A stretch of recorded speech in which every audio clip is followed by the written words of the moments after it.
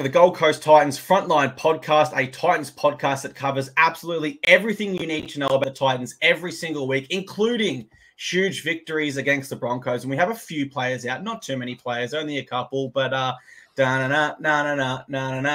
how was it at the stadium, mate? What a week. Mate, it was absolutely phenomenal to be at Suncorp Stadium there on Sunday. You know, obviously we went there. You know, we did say on the podcast last week that we're giving ourselves a chance, despite the fact that we had, you know, no Jimmy Jolliffe, no Tina Malawi, no Tanner Boyd, Kieran Foran, AJ Brimson, Jaden Campbell. You know, we had no Harley Smith-Shields. We just lost Aaron Shook to Manly. You know, no Philip Sami. The list goes on. And we gave ourselves a bit of an opportunity, but we also had the realistic thought process that we're probably going to get done and dusted there. But guess what? We went there. We really showed, you know, what Desi's capable of and what this team's capable of. I know we'll talk all about today, but yeah, it was very good being able to do the dance and sing the OD Gold Coast in Suncorp Stadium. And I got to see somebody absolutely annihilate and kick the living life out of one of their chairs at Suncorp Stadium. And it was a beautiful sight to behold. That does sound like a very beautiful sight. For those that are watching us on YouTube, you will see my virtual background today. It's a man flexing his muscles with a premiership trophy. That, of course, is the premiership trophy. And Blaze, you have gone for a very I've gone for a cat. Well. Yeah, I thought I'd put an animal up on the screen today, and I'm going with a cat to put on the screen. So if you guys are obviously watching on YouTube, you can see that is Reece Welsh. If you guys are listening at home on Spotify and Apple, then it is Reece Welsh, the cat. And if my friend Nash is watching, who is the manager of Reece Welsh, I've got nothing to do with that background, Nash. Please don't hate me. Baby. He told me to do it. He told me. Clarkey said, you know what? You have to put Reece Cat Welsh. And he put Cat there. So that's just his words, not mine. No comment. If you do want to join the front line for our home or away games, you can do so by sending us a message on our Instagram. It's at Titans Frontline, or join our Facebook group, which is the Frontline as well. Search Gold Coast Titans Frontline. It'll come up no matter where you search there on Facebook or Instagram. Jump in those groups, follow the page, do all that good stuff, guys. And we also do ticket giveaways there for particular games, so you can win a chance to sit in the front line as well. And we will be giving away tickets for the Rabbitohs game next week. So not this week, obviously, but next week we will be giving away some tickets for the Rabbitohs game, which is a big game, actually, a big round. We'll talk about more next week that involves Kieran Foran and the family, but it's a big round for the Titans. So, yeah, looking forward to that game in a week and a half's time. Absolutely, mate. I'm just flicking us over now to our Titans news segment where we cover all Titans news from around the week. No judiciary news. We do have some injury news, though, and that's Tony Francis injuring his AC joint, and he will miss the next 4 to 6 weeks in rehab. Mate, what an effort on debut to stay out there first and foremost.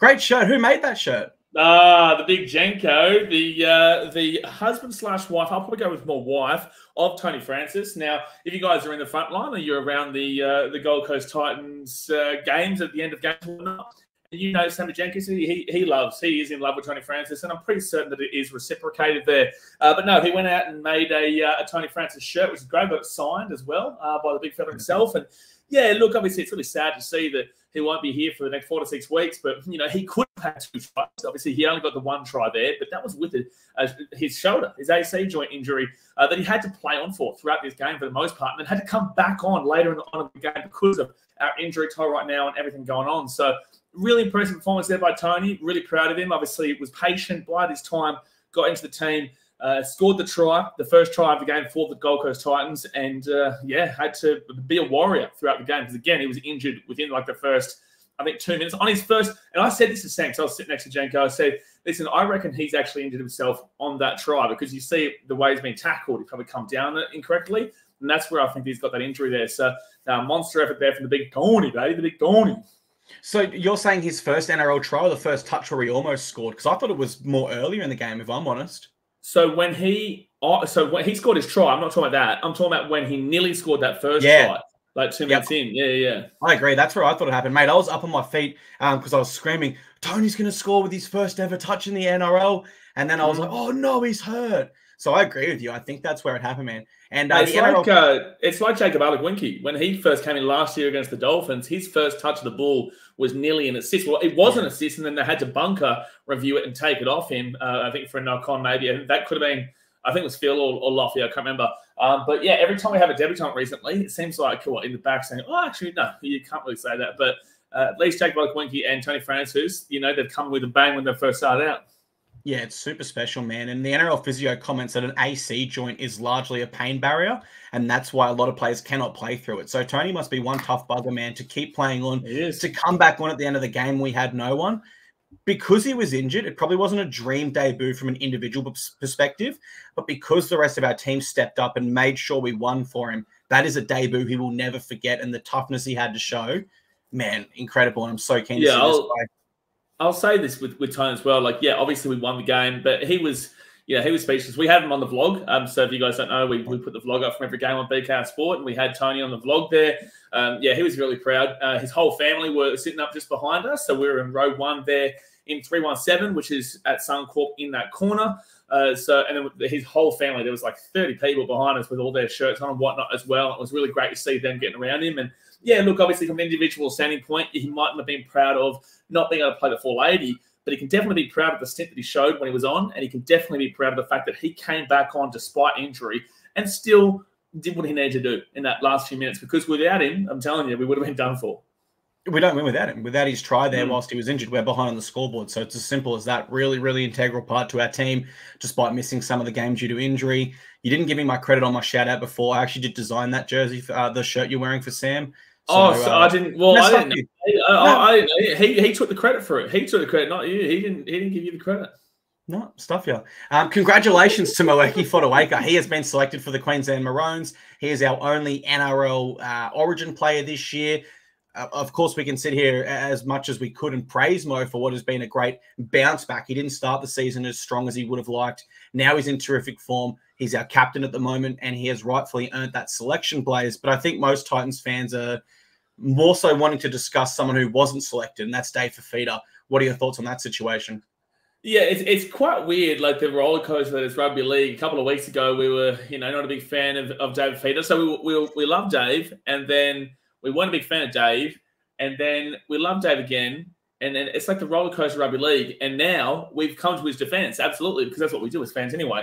But I absolutely vehemently disagree with this decision here by Billy. You've selected guys like Jeremiah Nene. They've selected Jaden Sewer, Selwyn Cover on the bench, which is astounding, and just other guys that, if you want to specifically just talk back rows in general, Brendan Piakura may be great eventually, but there is absolutely 0% world chance, reality, anywhere that he should be selected over Dave. And I think this is a very political decision where Billy came out really, really strongly against David Fifita throughout the week, or the weeks ago when we were doing this backflip stuff. Billy Slater himself, the coach of Queensland, came out very strongly against David Fifita and his decision-making in regards to backflip. So I feel like it's a little bit of punishment there. For Gold Coast Titans fans, this is great news, because now we get to have Dave play against the Rabbitohs next week, and we don't have to worry about an injury potentially. But as fans of David and people who want to respect the game and the players who are trying to get the biggest accolades, which is exactly what Origin is, and work hard for it, then you've got to be disappointed for Dave as a bloke for sure. But yeah, look, I think that it is disgraceful selection. As a Queenslander myself, I'll back Billy and I'll back the team in on the day, absolutely. But I will also back Dave in, who is our player. I think my issue is, if you look at it from an X factor perspective, you go with Dave. If you look at it from a work rate perspective, you put probably this year Jeremiah Nene ahead of him. He has been making a lot of tackles there for Cowboys, which was something he didn't do last year.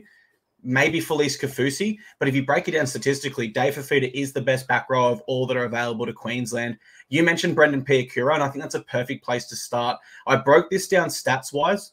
Brendan Piakura is averaging 10 less tackles than Dave per game, and he is missing roughly 1 in every 5 attempts he makes. Dave, as I said, is making 10 more tackles than him per game, and he is missing 1 out of every 20 he attempts. So, 400% better? Piakura was taken out of the game against us on the weekend because he couldn't handle Dave. He couldn't handle Dave. So he couldn't handle Dave and a real misfit side, you could say.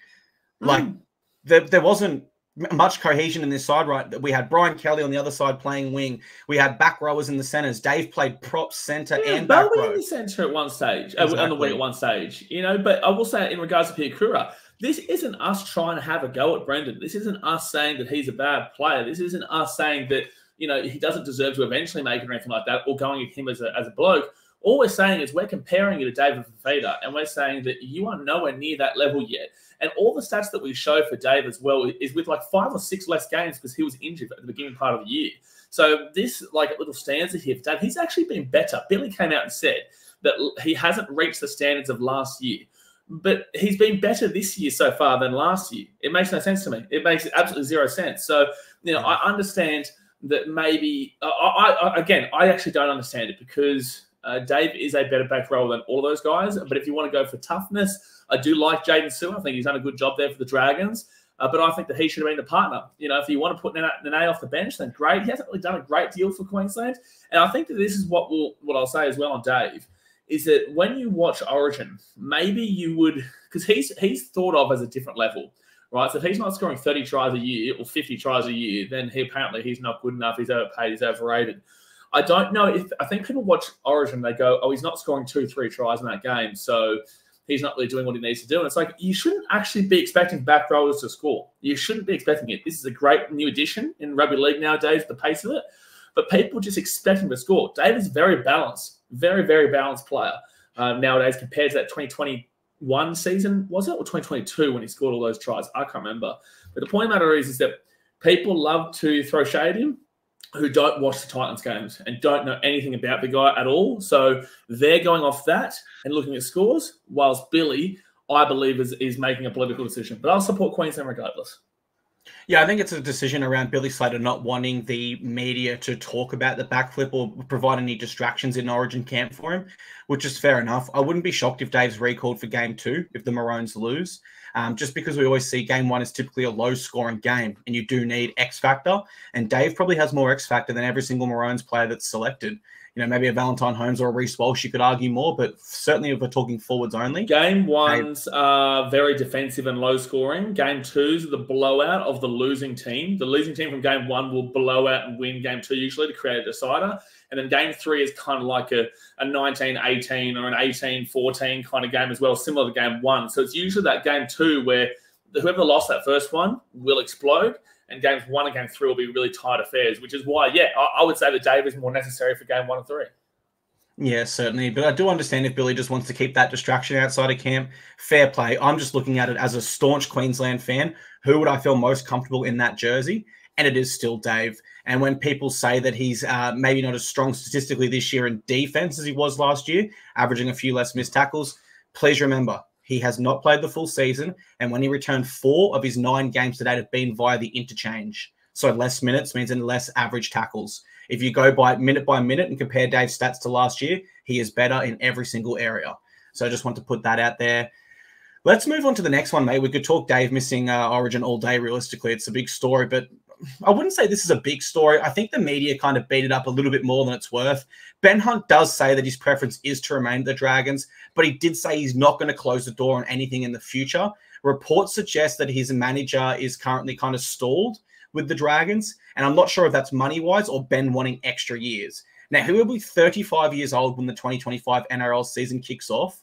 We've currently got halves depth of Foran, Tanner Boyd, and Tommy Weaver. Would you like it if we were to sign Ben Hunt on a 2-year deal from next season onwards?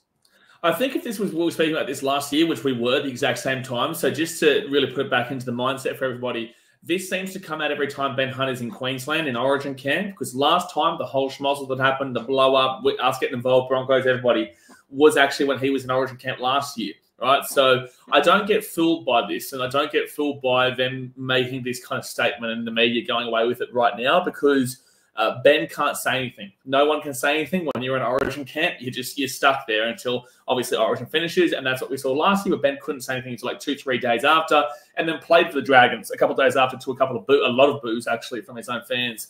I think that if this was last year and we were getting him, as in this year, I'd be like, yeah, okay, I like that.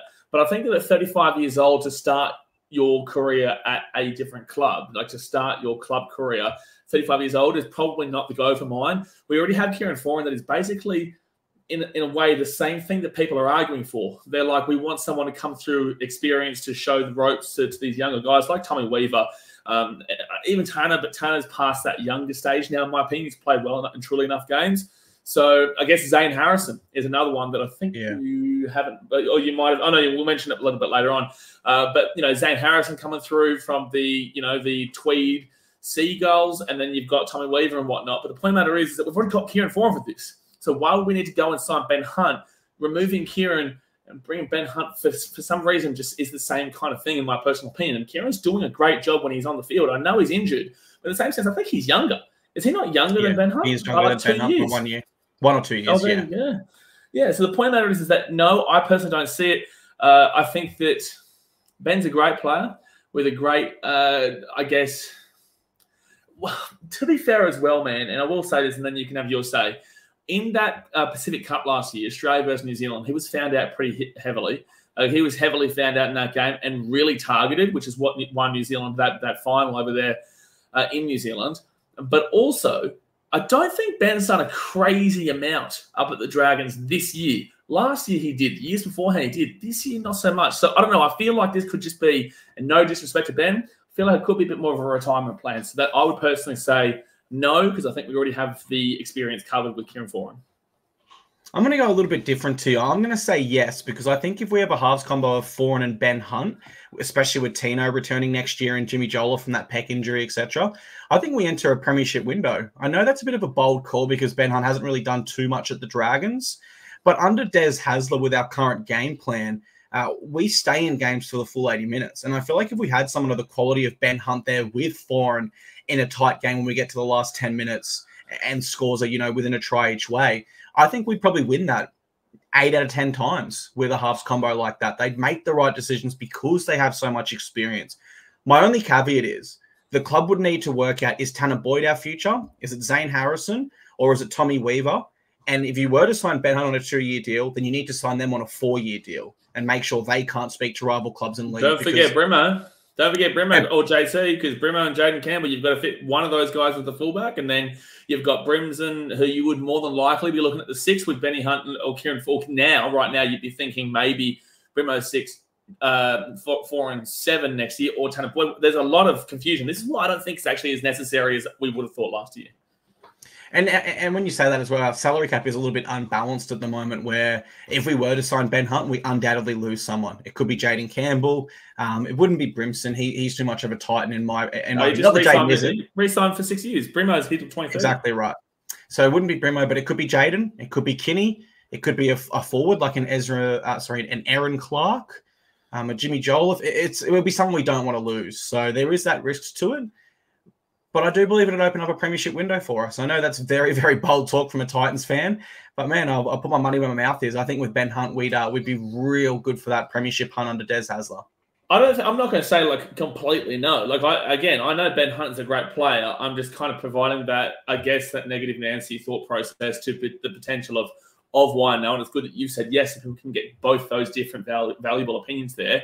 But yeah, I think it causes actually more of a mess than we're already kind of in. I'm not saying it's a bad mess, but it could be a good mess, but also it's a mess still nonetheless. So we've only just come out of that fullback battle, and we have not come out of that fullback battle because we've got Keanu, Jaden Campbell, and AJ Brimson, who are all good enough to play that fullback.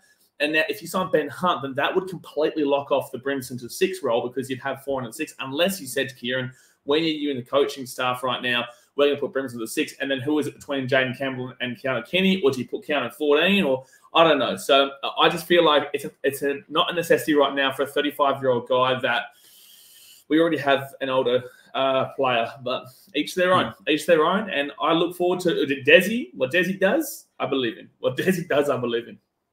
And my final scenario, I'd certainly hope this one doesn't come true, but if Kieran Foran was to retire at the end of this year, then I would say, yeah, let's go get Ben Hunt 100%. But from what we know now, and what we hope now, rather, is that Kieran Foran does play on because we love him in our club colours. Blast from the past. We don't have one this week because we're not versing anyone. We're versing the bye. We've got a very good record against the bye. I think we should mention something here before we just move on here, is that you haven't put in that AJ Brimson this week re-signed for 6 years, so until 2030. So if you haven't, if you've been living under a rock, guys, if you've been living completely under a rock, then you wouldn't know this, but AJ Brimson is probably going to be our first ever one club player throughout history, because he obviously came with us in 2018. And now is signed until 2030. So that would be the first, from debut as a teenager until retirement, basically, that AJ Brimson would be here. So it'd be really, really amazing to see that. And we love him, and we can't wait for him to get back from injury. Let me be very clear when I say this. AJ Brimson has the chance here to retire as the greatest Titan ever. he could overtake Preston Campbell if he stays with us for his whole career, especially when he gets back into that Origin side. And when he wins a premiership, mate, he is. 100%. Yeah, undoubtedly. Came through under 20 system. The fact that he's chosen to stay here long term, and I knew he would. Just the way he was speaking on that Titans podcast they did a few years ago on KO, Building Titans, I think it was called. The way he spoke there, he was so proud of the club and what we were building at the club. Just like, when you hear Tino speaking at the Titans and you feel warm and fuzzy inside. I got that vibe from AJ as well. So I think he could even be a long-term co-captain with Tino of the club, if I'm absolutely honest. Mate, AJ and I, sometimes he'll drive me back from the stadium to, Rabin Town Centre after a game. And I'll tell you right now, AJ has never had any interest ever in leaving this club, and obviously has really proven this and shown this. He does also have a baby on the way now as well with his partner. So, they're settled here. He's from the Gold Coast. He loves the Gold Coast. He's the Prince of Palmy. He's the daddy Brimdog millionaire. And I said to him on a post the other day, I said, man, we've got another 6 years of me coming up with new nicknames for you every single week. So that's what we're going to be doing for the next 6 years. Yeah, look, he's a Tesla driver, though. Let's bring that up. Who the hell would drive a Tesla? You. What? All righty. Brimo, let's get together in the car park and have a cuddle with our Teslas. Was that you just flexing just then? Were you just trying to flex that you drive a Tesla? Well, it was a nice Tesla until Tara backed it into a pole a few days ago. Now it's got a big dent in the back, so I don't know if there's too much flexing anymore. It gets me from A to B. It's quick. Flex the premiership muscle, mate. Don't flex the Tesla. Flex the premiership muscle. Well, I've actually heard Elon Musk is a huge fan of this show. So, Elon, jump on the phone, brother. Let's get us both Teslas. We'll get a sponsorship rolling of the pod. Appreciate it. Yeah, and we'll get Brimo as he'll be the face of Tesla worldwide. Imagine just Brimo just pulling up, winds down the window on a Tesla, and he's just like, I'm the Brimdog millionaire, and I drive Tesla. And then he just flies off. Premiership muscles, like a big sticker on the back window of the Tesla. Oh, I got to stop because you're still going here. You're still going. Tesla are going to have to start charging me for these ideas for ads. Let's move to Titans trivia. No blast from the past this week because we do have the bye round. I'm taking you on today. Look, last week was way too hard by you. You absolutely stuffed me, so I'm going to draw an easier one for you this week. What was my one again? What was my question again last week? That's right. Try scorers. Yeah, no, I remember what it was. It was, what was the score of the Broncos-Titans game at Suncorp last year, and name the try scorers. It was so easy. It was 18-12. We slapped them, man. Hey, I remembered certain elements of the game that Tino was missing. It was the. Can you remember the try scorers from the game just gone? Like all of them from the game just gone. We won 36-34. Good luck. No way.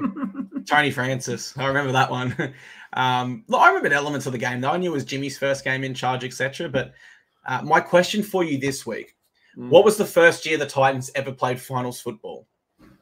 You think I don't know this question? You think I don't know the answer? Well,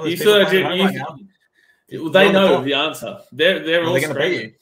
No, they've already beat me, but because I'm being sarcastic with you, obviously we've got a shorter podcast today, guys, because there's no game this week. So I'm just drawing it out, creating a little bit of anticipation before I say 2009, obviously, because 2007 and 2008. 2007 was, I think we came 13th or 12th or something, and then we came 10th or whatever in 2008, and then 2009 I remember because I went to the Titans versus Broncos at Seabus, and it was 40-32, I think the score was, to the Broncos. And then, because I think we came top 4 that year. I think we came third or whatever. But then the week after, we played the Eels down at Pertec or Combank or whatever it was back then. I think it was Pertec. And we lost that game. So 2009 is my answer. And then just for a bonus, 2010, we made the finals and beat the Warriors before we got beat by the Roosters at Suncorp. Thanks for that story, but I hadn't finished my question yet. The question was, when do we first play finals under Desi Hasler? And the answer was 2024, baby. Thank you, mate. I gave you that long to give me the rest of the answer, so that didn't really work as well as you probably thought you said. But hey, listen, I'll take the L. There you go. Yeah, I'll try my best to be funny, but it doesn't work very well on this podcast. As if I wasn't going to get 2009, by the way. As if I wasn't going to get. Hey, all I'm asking is an easy one for me. I need a layup from you. I need an assist, a dime next week, because the pressure you put me under last week. I absolutely folded. I folded, mate. Just like another team that I know did. It's the Brisbane Broncos, baby. Let's review last round. We defeat the Brisbane Broncos 36 points to 34 in front of 42,000 fans at Suncorp Stadium. A classic Des Hasler performance, a really special one in our club's history. How was it from the ground? And how many chairs got kicked to death by Broncos fans that were suffering? No, it's beautiful, mate. It was absolutely beautiful. It was a nice day. It kind of started to drizzle a little bit later on, but yeah, it was packed out, man. You could tell, like, especially because we got on the bus, the club put on. We had a function after the game with all the boys and whatnot at the Logan Home Sporting Globe at Logan Home, which was great. But yeah, no, at the game, and there wasn't many Titans fans in the Bay, but there was a few Titans fans around and whatnot, but there was a lot of Broncos fans, obviously, and you could tell it was definitely an away game. But yeah, look, in the first couple of minutes of the game, I think the Broncos scored, and then we scored through Tone and make it 6-6. But then they took it out to like an 18-6 game. And it was kind of like a back and forth game for probably a good 50 minutes of this game before we started to take it away. But I thought, and I think everyone would have thought, when they went up 18-6 or whatever it was game. You know, I don't think that any devout, genuine Titans fan of years and years and years could tell you right now that they didn't have the ultimate scare factor of we're going to have 60 put passes here. Because in the past, we would have. In the past, we would have had 60. I would even go as far to say 70. You've got to remember, we've said this before in the podcast every week, we had no AJ Brimson, no Jaden Campbell, we had no Jimmy Jolliffe, no Tina Fa'asuamaleaui, we had no Tanner Boyd, Kieran Foran. You know, Tony Weaver's only just been forced back in, by the way, with a wrist injury, just to throw that one out there as well. We lost Aaron Shook midway through the week, no Harley Smith-Shields, no Philip Sami.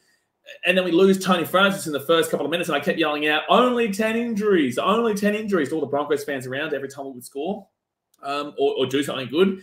So, yeah, look, I think that everyone who has been a long-term Titans fan that knows his club knows that we would have had 50, 60, 70 put passes. So I'm thinking that's it. You know, we're done. But then to find that mental resolve and to show that our belief and our, support of Desi throughout the off-season and through last year and all this sort of stuff, or us going all in on Desi Hasler has proven that we've never had and this is with all due respect to previous coaches like Holbrook or Johnny Cartwright, lovely humans, but we've never had a good coach before. We've never had a really quality coach before as a head coach. Cartwright's gone on to be a great assistant coach of the Broncos and the Cowboys and whatnot. Holbrook's gone on to be a great assistant coach of the Roosters. That's great. Desi Hasler has 2 premierships to his name with Manly. And 5 grand finals in general. And, 2 of those with the Doggies in 2012 and 2014. Desi Hasler with Manly in 2011, 2007 and 2008. Those are the 5 grand finals he was a part of. So, yeah, I think that this game really proved to me we've never had a good coach with respect like Desi Hasler. And the way we're playing right now is something spectacular because we're actually 3 out of our last 4 that people aren't, or 3 out of our last 5 maybe, people aren't really talking about, and with controversial circumstances amongst those losses as well in the Storm game, in the Raiders game, the Knights game, Manly game, all those having controversial circumstances. So, we're looking pretty good, man. We're looking pretty good right now. We are looking really good, man. I would disagree. We have had good coaches before. We haven't had a great coach, and that's what Desi is. But I guess that's maybe just a play on words, like, the metric of a good coach versus a great coach. But just to be fair to our previous coaches, I would say they were good. They just weren't a great coach like Desi. They didn't have that experience, right? The forecast at the shower that you mentioned, are you sure that wasn't just Broncos tears? I think it was Broncos tears. No, it was definitely Broncos tears, yeah. Just wanted to confirm that there. The moment my heart sank, and it wasn't actually as early as you said, more 18-6, because I wanted to have that firm belief that I've had the last few weeks with Desi. It was when Tommy Weaver went for the in-goal kick and Ezra Mann caught him around the field.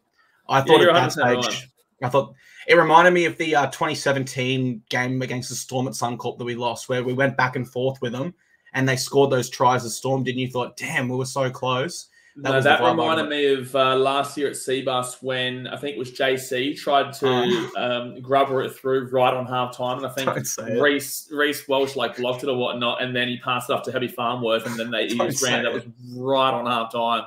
That's what that reminded me of, and I thought, okay, yeah, here we go. We're done here. My ears are bleeding. Why did you have to say that? That was a horrible memory. Try being in attendance for that one and having all the Broncos fans around you going at your own home stadium. Yeah, not good. Not good. Not good. You're right, though. You're right. It's a good example of that game. I think that that would have been when we folded pretty much every other time throughout every other game ever. Mm. And I think for me, what actually makes me so genuinely proud of this game was seeing the development of this footy side under Des Hasler and just having that real tough underbelly, which we've seen for the last 6 weeks.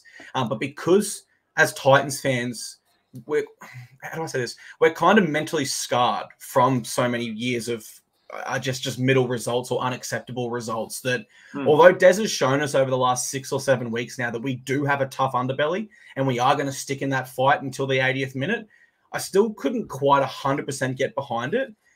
But every game we do this, I'm starting to more and more build that faith and that belief. And make no mistake, we're a side that can still play finals this year with this attitude that we've got right now. And I will definitely be tipping us for the finals next year once we're full strength again. I've got no questions to that based on what I've seen. We're 3 wins off the 8. We're 3 wins off the 8 right now. And it's like, okay, if you want to go down the NRL controversial route, like, and you want to be specific with the Knights and Raiders games, the Knights are, I think, 8th and the Raiders are 7th, right? And we're 3 wins off the top 8 right now. So you take 2 points off the Knights, you take 2 points off the Raiders, and then you give us our 4 points. We're actually equal with the 8 right now. But if you want to even just completely remove that from the example anyway, the point of the matter is that we have a bye, and then we play the Rabbitohs at home, and then we play the Tigers at Leichhardt.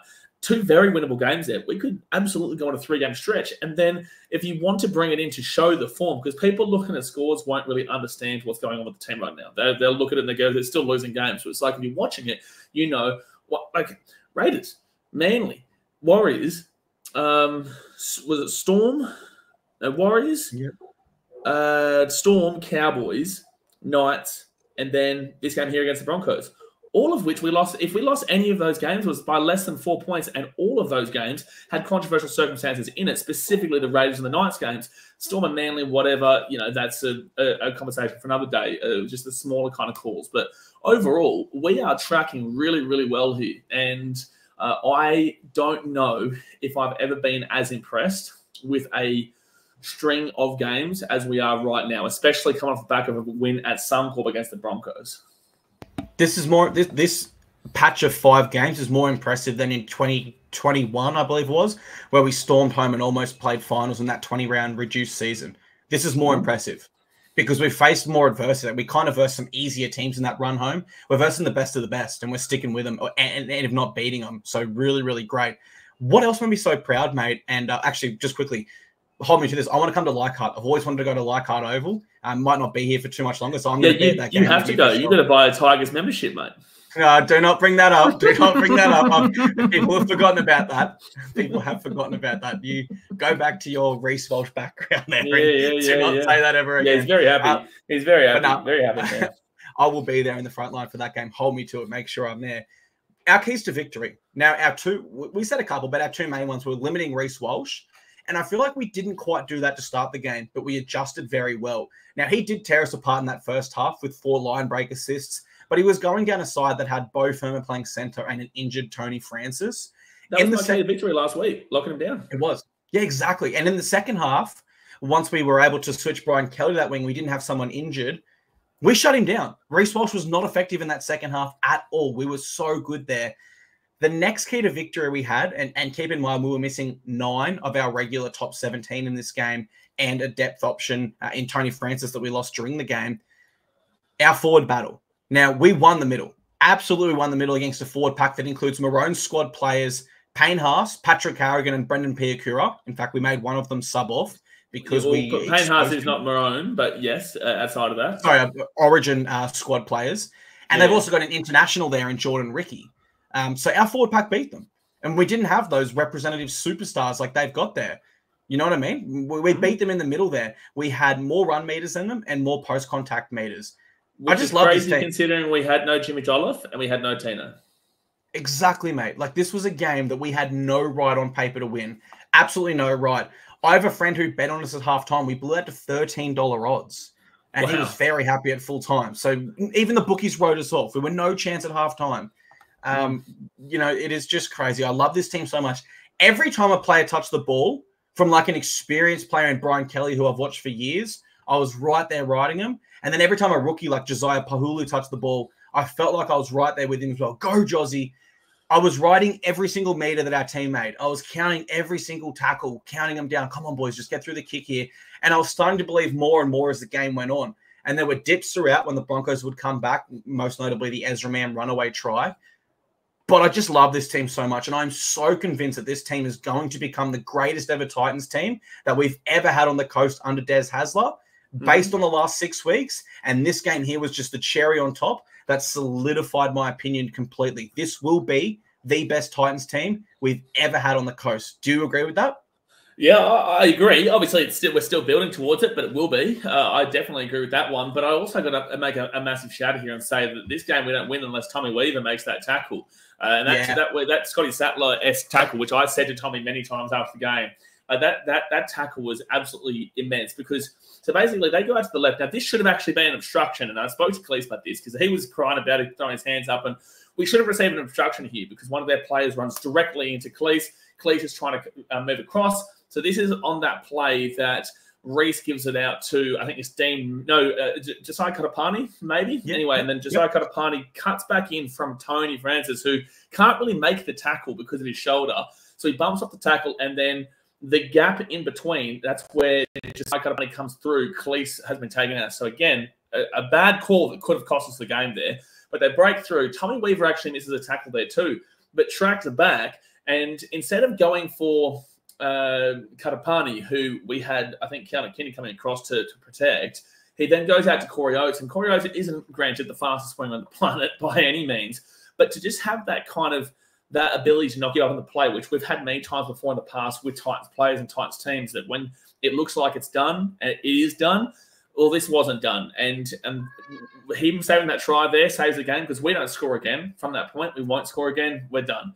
If they had to take the lead there, and then for them to pass it, Ezra Mann to knock the ball on was brilliant. So massive shout out to Tommy Weaver there. You know, a young kid, young bloke coming in under all adversity in an injury-depleted team, absolutely slapped injuries-depleted team at Suncorp Stadium, the Cauldron, 42,000 people. We've actually never lost at Suncorp Stadium on a Sunday against the Bronx. Fun fact for everybody. So that is a huge thing to come in for, and he made a huge play. 4 from 4 over the Broncos on Sunday. Can't do much better than that. And you're right, because it wasn't just a high-effort play where he showed that determination under adversity and not give up, and he made the tough decision there. He also made the high IQ play under fatigue to go for Corey Oates there as opposed to just tracking into the center there. So brilliant by Tommy Weaver. A moment that we'll remember for a long time as Titans fans, and hopefully he remembers as a long time as well. I will say just quickly as well, Corey Oates could have actually so we actually... Do you think surely that ball comes back? So it actually probably nearly would have been on this is on a complete opposite scale. So you could actually see Jock Madden coming on the inside. If Corey Oates had passed that ball to Jock Madden probably would have scored there. It would have scored there, sorry, because I can't remember who was chasing it up, but he would have scored there. So that would have been the biggest heart attack. But again, there's no way they couldn't have called that obstruction on Cleese Hart. So we actually would have had a penalty at the halfway point rather than down there. But, man, like that would have felt like Dolphins 2023 all over again had they scored there. But it probably would have been for the better, funnily enough. It probably would have been for the better. It was so risky. It's so risky to, guarantee that the bunker does go back and spot that. But I think they would have. It's just in the moment. Tommy doesn't know that. He's just going 100 miles an hour, giving it his 100%. And, yeah, we love him for that. That was a brilliant, brilliant tackle. Now let's go to the hard punt. Let's pick our top 3. Did you want to go first, or do you want me to go first with my 3 points? I'll go first here because it's the same play that you're probably going to be going with. It's Keanu Kinney with the 3 points. I thought that Keanu was unbelievable. Obviously, we are lacking in the fullback department with no Jaden Campbell and AJ Brimson recently. But this is just showing the depth that we do have in this position. And Keanu is making a name for himself as well. May have come in under really harsh circumstances last year. And, at the beginning of this year, we were having bad games as a whole team against the Dragons, the Bulldogs, the Dolphins, whatnot. When Keanu had to play, the whole team was really disappointing. And he got a lot of the hate and the blame and whatnot, which was undeserved. It was the whole team as a whole. But, in this game, he was absolutely phenomenal. Obviously had the 8 play. He was kicking for us. So he got 8 points in that one from 7 conversion attempts. Obviously not the greatest of kickers, but again, depth kicker for us, guys. He had 262 running meters, which is fantastic from 27 runs, 2 try assists in this game, 2 line break assists with 74 post-contact meters, 5 tackle breaks with 4 offloads. 62 kick return meters, and then made the tackles that he needed to make. So, I thought this was absolutely phenomenal there from Keanu Kenny, and he definitely gets my 3 points. 100% agree. Forget Lil Puppy. He is nothing. We've got Lil K, Lil Keanu Kenny there out the back. Played as a fullback and a half realistically. Like he was at the fullback defensively and in attack, but he also played like a second half role for us as well there. Because we know Chris Randall's not a traditional 5'8", Kenny was kind of getting that ball too wide and creating for us out wide. Huge energy, great match fitness, stayed in the contest, competed on everything, got smashed by the Broncos forwards a few times. Like you could say that they were trying to bully him. And he just said stuff that I'm not going to give up. I'm going to keep coming at you all day. And when they did fatigue, that's when Kenny came into his own. I know we all agree Brimson has won the rights to our fullback jersey, and I'm not going to dispute that based off one amazing game by Keanu. But the depth we have between Brimo, JC, and Kenny is the best in the league at fullback, hands down.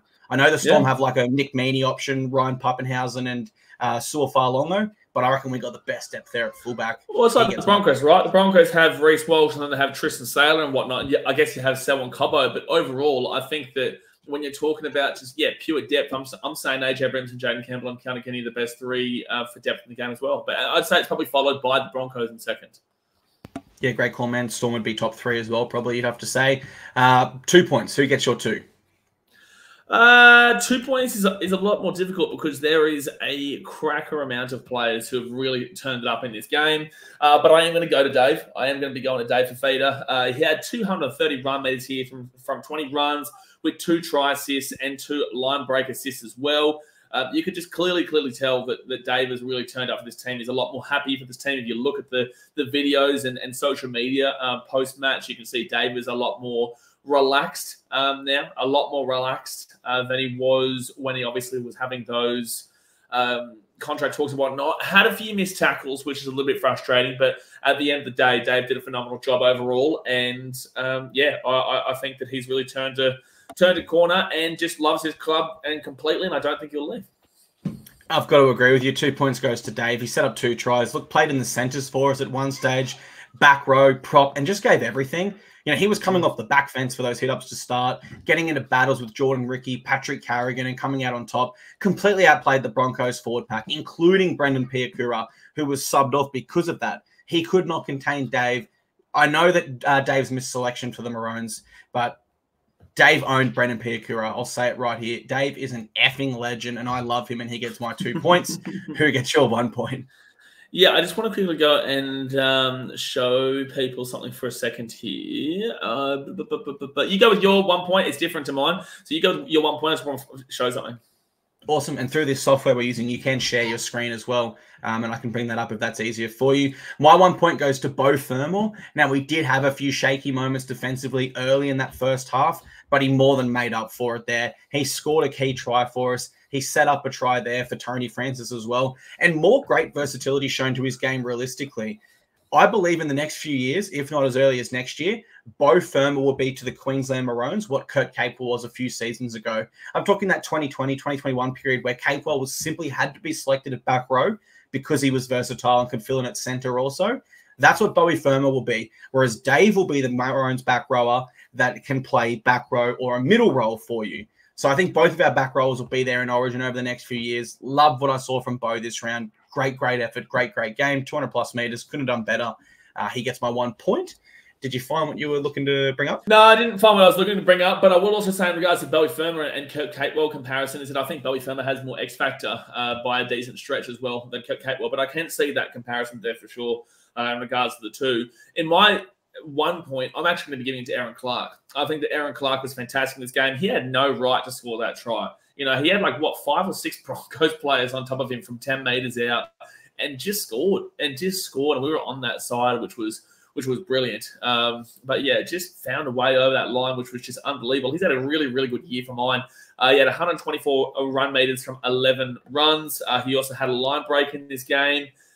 Post-contact meters of 41. He had 4 tackle breaks as well, and just did everything that he needed to do. He had 14 tackles just for the 1 missed, which is really solid there. So yeah, I think Aaron Clark definitely deserves a point. And big shout out to guys like Beau Fermor for starters, to guys like Khalees Haas, who is doing a great job again. 129 run meters, 13 runs, and 17 tackles, 1 missed.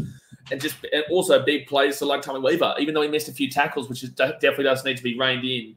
Tommy Weaver, let's put this, for example, made 9 tackles with 5 missed, but Ezra Mann made 18 tackles with 8 missed. So it's like you're looking at halves a lot, and they are going to miss a few tackles because you got the big boppers running at them. So it's like people don't really look at Ezra Mann's defense, but they're happy to go and have a look at his. So, I'm very happy with how this team played. I'm really liking what Sammy Verrills is doing as well. 36 tackles for just the 1 missed and doing everything he needs to do there in the middle. But yeah, my 1 point definitely goes to Aaron Clark. And I think what I love from Aaron's try as well, not only was it full effort, full heart to get there, and not many players in the comp score that try, Aaron just brings a different sort of energy from the bench. He's a real competitor, and he just wants to go from the moment he's on against anyone, even like the likes of Jared Rio-Hargraves, which we've seen in the past. What I loved about it is your point, that when you do score these points on the brink of half time and then just after, more times than not, you do get that momentum and go on to win the game. And that kind of played perfectly into your theory there with what we saw from Aaron Clark. So overall, if you can see before halftime within that 5-minute stanza, you are more than likely to lose, I'd say 90% of the time. If it's a close game, if it's like a 30-4 and they've just scored, then no. But if it's a relatively close game, if you concede within that 5-minute, even go 3-minute stanza, I'd say 5, from the 35th minute to the 40th minute, you concede then, your game is more than likely over. You will probably see the winner, and that's exactly what we saw here. Yeah, no, your theory definitely came to light there. That was a really, really great try by Aaron. So many players that deserve points, man. We can only give 3 points out. Get around Keenan for scoring against his old club too. Get around Keenan for scoring. That was Keenan's best game in a Titans jersey, rather, and it was against the Broncos. So great work there. Let's move on to our affiliates recap, where we go through how our Titans top 30 players went in reserve grade. Before we do so, let's give a quick congratulations to the Malmaninga Cup. The Tweed Seagulls team in the Malmaninga Cup. They won their grand final over the Burleigh Bears last Saturday, 36-12. Zane Harrison is a young halfback, and he's the captain of this side. He was also the MVP. His brother also played Isaac. He plays at lock forward. And between them, they've won 11 premierships in the junior competitions here on the Gold Coast. From what I can see online, Zane is only on contract with us for the rest of this year. So he is definitely someone we've got to lock down long-term, no matter what we're going to do. He seems like he's the next big gun coming through for us. Zane is definitely – so I don't watch the Malmaninga Cup, as you wouldn't either. I don't think many people would unless you've got family involved in it. But I have been seeing for probably a couple of years now the name of Zane Harrison really popping up and really, being shown through those Facebook groups and on Instagram and whatnot. And we actually followed each other the other day on Instagram. So it's good to see that he's obviously amongst it and sees kind of what we're all creating here and the club in general. And I'm really kind of excited to see his potential, because obviously to win that Malmaninga Cup, to have the recommendations and the regards from, lots of people online that are amongst it, and to be as overwhelming as they are, it really does show for a young lad that things are starting to move along. And that is a position of need, like a specific position of need coming forward. So yeah, really exciting, because he was being spoken about before we had that specific position of need. So it shows that, super young, coming forward, give him time, give him patience, and he'll be the next big thing. And he's also someone from PBC, which I believe we kept when we lost Kira Park to the Bunnies. Right. So that means we've made a great decision there with Zane coming through. I just followed him on Instagram as well. Titans fans, get around him, follow him on Instagram, show him that love. He could be our next big star coming through. Let's move to the Queensland Cup, where we only had one Titans player from our top 30 on display due to the current injuries. The Tweed Seagulls defeat the Sunshine Coast Falcons 22-16. We had no Titans top 30 players in that one. And the Jets lose 16-50 at home against the North Devils. We had one Titans play in that one. Blaze, how did Kenny Mamalo go? The big Kenny Mamalo. He's got a try. Had 97 metres, 2 tackle breaks, no missed tackles, no errors. So, very safe performance there by Big Ken. Unfortunate there that the Jets do lose their 50-16 to the Devils. But with that being said, during the week, I don't know if we spoke, but I think this was actually on the weekend. I think it was Ben Cross, who was their coach, was actually fired. So they've actually moved on from their coach. So obviously they were losing a lot of games. They've lost a lot of games last year, this year, and this doesn't help. But with that being said, they are now moving into a different direction with a new coach. So give them time to see how they go. And also, the Roosters don't do anything with this team. The Roosters don't help the Jets whatsoever. We're helping them way more, and we're the development. They are the actual feeder club at the Roosters. So, not happy with them. But overall, want to see the Jets start to improve. Definitely want to see them start to improve. But good win there for Tweed without their starts. Exactly right. I think for like the Jets as well, like maybe a coaching combination of the Walker brothers again would work in this game now, where short kickoffs, and short goal line dropouts, that real money ball style that they're moving away from it though. Everyone's moving away. Have you noticed that all the teams are starting to move away from those short dropouts? Yeah, already. Yeah, I have noticed that. But I wonder if they could get another crack. And you are right, because the Roosters have their own New South Wales Cup team, so they assign all of their top 30 players to that side. And I believe Sam Walker's little brother is coming through Ipswich at the moment as well. So hopefully we can try to pinch him off the Roosters. That'd be very, very cheeky of us. Both brothers. Now we're talking. So with that win, Tweed moved to 9th on the ladder, just outside the top 8 there. Jets remain in 15th. Next games, Tweed versus Clydesdales at Pigabeen. You can catch that Saturday, 3 p.m. And the Jets are against the Capras there in Rockhampton on Saturday at 4 p.m. My read from that, Blaze, is probably that the Tweed Seagulls will be back in the top 8 after this round. I think Clydesdales are a pretty easy side for us, realistically. The only Titans we have named at this stage is Ken Mamalo for the Jets and Isaac Fa'asuamala-Awi there for Tweed. Yeah, what I'll say here in regards to the ladder is that this actually will help the Ipswich Jets quite a bit with Tweed obviously taking the Western Clydesdales, because Ipswich Jets are in 15th, which is last. However, they've played 2 more games than the Clydesdales. I say this every week. I think it's ridiculous. But the Clydesdales have had 2 byes compared to the Jets, and they are 4 points above them. So the points differential of the Jets is minus 180. The points differential of the Clydesdales is minus 160. But you add on 2 extra games in front of that. I'm telling you, the Clydesdales are last right now. The Jets are actually in 14th. I know it's a little bit sad to even have to discuss this, but the point matter is that the Tweed Seagulls, by winning this week, will give a massive advantage there for the Ipswich Jets to avoid that spoon. I agree. I think that 100% Ipswich do move into top 8. The Hunters play the South Logan Magpies, so Magpies are down the bottom, actually. But the Falcons play the Dolphins, which is a really good teeter-totter there. And if the Dolphins win, then bing bong, Seagulls go straight in. So, and also the Brisbane Tigers take on the Townsville Blackhawks. But to be fair, the Queensland Cup's been all over. The HostPlus Cup's been all over the shop. So, yeah, definitely see. But I can't see Seagulls dropping, is all I'll say. Yeah, a lot of mixed results and upsets in the Queensland Cup so far this year, but hopefully Tweed can come through with the top 4 prediction that we both made at the start of the year. They're starting to build that consistency into their game now, so I hope that they can do that. Usually at this stage of the podcast, you can see if you're on YouTube, we would preview the next round, but of course we don't have a round. So the only thing to discuss here is, as Titans fans, we want the Eels to lose to the Sharks on Thursday night. Otherwise, we would swap positions on the ladder with them and move down to 15th. So at the moment, we remain in 14th. We will stay there if the Eels lose. Yeah, every other team is on a bye with us, so they won't go higher on the for and against. So we just want the Eels to lose to the Sharkies Thursday night as Titans fans this round.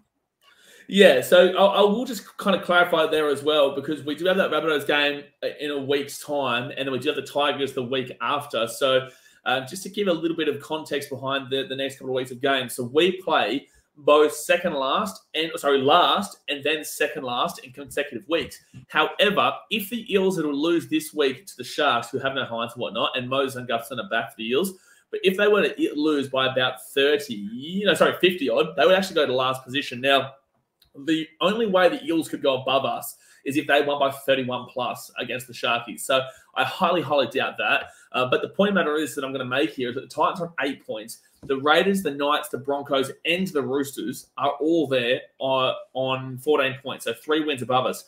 The only issue is that when we're winning games, it's by close margins, right? At least we're losing games by close margins too. So we're minus 89.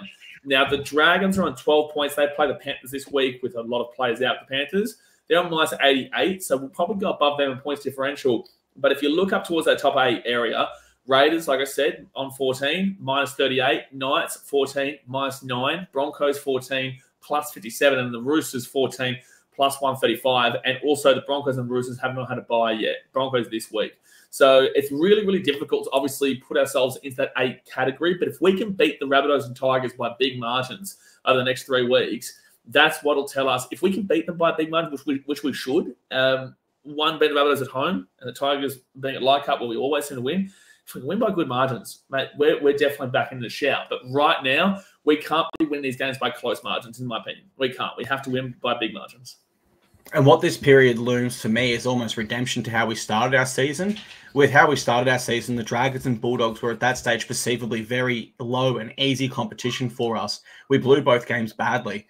Now when we have what we know to be easier sides in 2024, we must nail this period under Des. We can't be that team that turns up and competes hard against the best sides and then loses to the bottom dwellers. We've got to put them to the sword if we can and really build up our for and against. And don't be scared by the Rabbitohs beating the Eels either. The Eels are nothing spectacular. Like, they're probably going to be last after this week or even, like they should be. Well, they're probably going to lose to the Sharks, so they'll definitely go below the Tigers. So, like, don't be scared by the Rabbitohs just beating the Eels. I'm telling you, the Rabbitohs are looking awful this year. Do not be scared of the Rabbitohs. I've got inside mail. Their kicker is going to be heavily compromised due to a few drumming distractions whenever he'll pull out like he always does, mate. I'll message him too. Talking about Trell, if you guys don't know, I had a bet with him last year. I'll message him. He'll pull out. He'll pull out like he did last year. Scared. Catch you later, Trell. Alrighty, let's move to the phone, the frontline section. Guys, we have our first one today here by Scott Twomey, I believe it is. Let's listen to that one now, Blaze. Hey, Clarkey. How you feeling? The Gold Coast Titans won last Sunday over the Brisbane Broncos. And what is your heart rate from 1 to 10? But I didn't get the second part of that one. I can't answer this, mate. I didn't get a shout out. I didn't get a high BK or a Blaze. Basically, what he asked you and only you was, how was your heart rate from 1 to 10? I think he was saying. Oh, my heart rate. Yeah, yep. That makes sense now. Look, it was through the roof at stages of that game, man. I think every Titans fan's heart rate was up. It was a thrilling contest. And, it wasn't that like we were versing just a random team. We were versing our big brother or what's perceivably our big brother, even though they haven't won a premiership since we entered the competition. Let's not mention that because they get very salty when they do. But thank you very much for sending that one in. I will mention that every single day, Broncos fans, every single day. Thank you for sending that one in, Scotty. Yeah, mate, I loved the game, and the heart rate was definitely pumping throughout that one. It was an entertaining game of footy, I'm sure, for every footy fan, besides Broncos fans and Titans fans. We were in it. That was a big one. All right, our next one, Blaze, is from Corey Gregory. Before I press play on this one, Corey is an OG Titans fan, man. I've seen him in the Facebook groups for years now. He lives up in Townsville. Yeah. He lives up in Townsville. He's been a part of the front line for a while now, and we'll get down to as many games as he possibly can down in the front line. So, no, good luck, Corey. Calls that? Absolute legend, Corey. Let's press play. Boys, how you going? Just a quick question. Going into the halfback situation now after old Tommy Weaver's performance last week, do you think Tommy Weaver or Tanner Boyd will win the halfback role? Who do you guys think will get it? So Tommy obviously needs that game experience and he's improving each time. And Tanner obviously just doesn't miss, But what do you guys reckon about the halfback? Who do you think will get it next year moving forward? Great question, Corey. I did notice then you specifically said next year. So for me, that will be Tanner Boyd. But I think because Tanner will be out for a while with that injury, we should bring him back in reserve grade for a game or two, build up his match fitness and keep Tommy in the NRL, and then assess how Tanner's going there in reserve grade. If his match fitness is good enough, I think Tanner's good enough to be our halfback there alongside Kieran Foran. To answer your question, absolute specifically, in 2025, at this stage, my halfback is Tanner Boyd. How do you view that one, Blaze? Yeah, so there's actually a few interesting options here that you can think over and ponder over, and I want your answer by then, even though you've kind of given your answer there. So you've got the option of, this year, you've got Tommy there, you've got Kieran, who's usually the 7, and Tanner. Now, when Tanner was playing the 6 before injury and Kieran was playing the 7, you could see Tanner was really improving. He was really starting to, without that, direction role, which is what a halfback does, without the leadership role there, and Kieran was taking over the leadership, that you could see that Tanner was really flourishing and really improving. It was great. And he had a great game against the, who was the game? It was Warriors, was it? I think it was Warriors. Now, you've got Tommy Weaver, who is a 7. I think we've moved away from Tanner being the 7 to the 6. And then you've got Kieran, who is the 6/7. But with that being said, Kieran Foran has been shown when he is playing that he is the 7. Now, Tommy Weaver played well as the 7 with Chris Randall as the 6. And this is really like deep diving. So rugby league fanatics, this is really deep diving into the nitty gritty right now. So I hope you're sticking with me here. But Chrissy Randall obviously would be the 6. So you would have to more than likely assume that if Tommy gets it, then Tommy would be the 7 and Kieran would be the 6. But you'd have to assume if Tanner gets it, then Tanner gets the 6 and Kieran gets the 7. So realistically, it actually comes down to, because both those guys do deserve it in my personal opinion, but I'll give you another example in a second. Both those guys deserve it. But it comes down to if you want Kieran playing the 6 and Kieran playing the 7, and which one you think is better, whether he's better as a leadership and director of the game, or to float behind Tommy and to be the creator kind of deal. Or do you see Tommy moving potentially to a 6 with Kieran staying at 7? I don't know. So there is those kind of options there that you choose from. But also, who kicks otherwise if Tanner's not playing? Who's kicking? Because Keanu's not a kicker.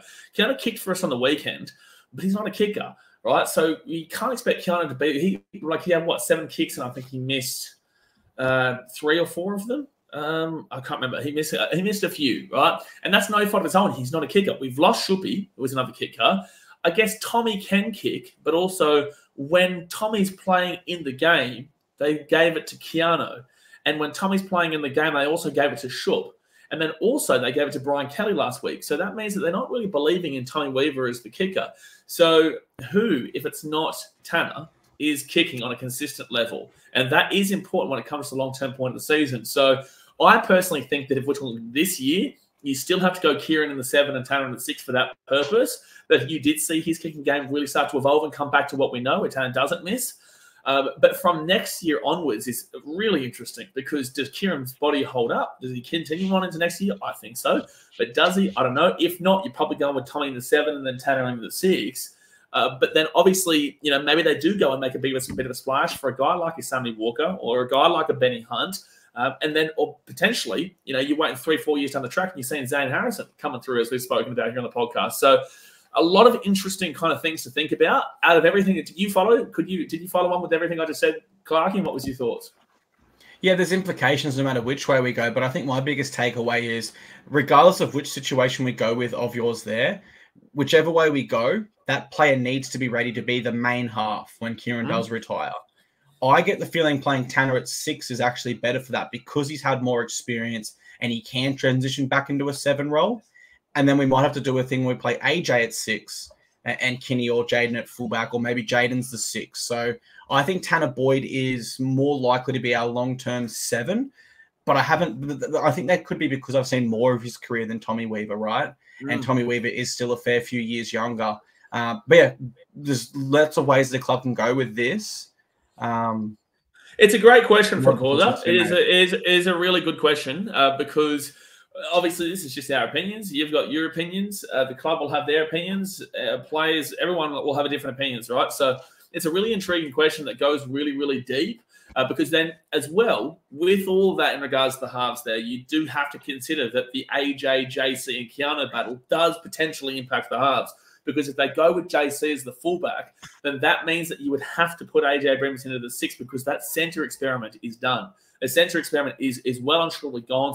So if the Jaden Campbell and specifically let's go JC and AJ, because I can see Keanu being a 14. I'm happy with Keanu being 14. I think that he can come into that fullback role. I think he can be in the back line anywhere as well. And he can be that utility player. Whilst you've got Chrissy Randall on the bench there, if Sammy Verrills gets the full 80 as the hooker. One matter is that AJ, JC and Keanu battle will impact that 6-7 battle as well. So, yeah, there's a lot of in-depth intricacies right now to be thinking about. And it's good. It's good to have. It is good to have these issues. You'd rather have the issues of we're not sure. Yeah. You'd rather have the issues of I'm not sure who's our number 7 than we don't have a number 7. So we are all right in that perspective. And it's certainly the questions we face in our halves next season are the same questions we face with our fullback this season. So it's just about testing and adjusting what's best for our roster and what's best long-term as well as now. And I think Desi will get it right. All righty, our next one here comes from Joshua. Let's play it now. Hi, guys. I love your Titans, and thank you so much for the game, and thank you. Thank you very much, Josh. We love the Titans too. We appreciate the voicemail. Go the Titans. Next one comes from Josh. J-Lad. Jesse, let's get it on. G'day, fellas. Hope you're doing all right today. Just want to get your thoughts on the potential of Ben Hunt coming into the 2026 season. He can't negotiate with rival clubs until November 1. He's looking at extensions with the Dragons at the moment. How do you think? Is it a short-term solution or long-term solution? Well, that's pretty much the only thing we didn't talk about at the start of the show. It'd be a short-term solution for me. I wouldn't be comfortable anything over 2 years. From what we know, the NRL kind of cut off. The oldest player to ever play NRL, I think, was Paul Gallen at 38. People did play later when it was less professional. But, yeah, it'd have to be a 1 or 2 year deal for Benny Hunt for me. Let's go one more here today. I think we're going to have a Broncos fan here. Adzi, a heartbroken D. Come